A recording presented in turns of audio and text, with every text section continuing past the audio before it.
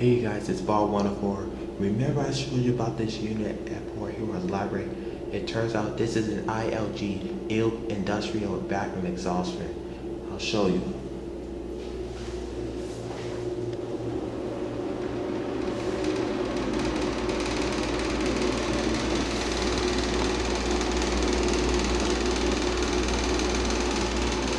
Like I said, this is an industrial vacuum exhaust fan.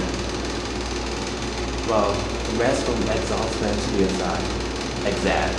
So yeah, this is an ILG. I think it was manufactured in the 50s though. However, this unit was not, but I don't think it was installed until this library was built in 1978. So like I said, this is an industrial unit. So yeah, if anyone has a unit, if anyone seen a unit similar to this one, let me know. Thanks for watching.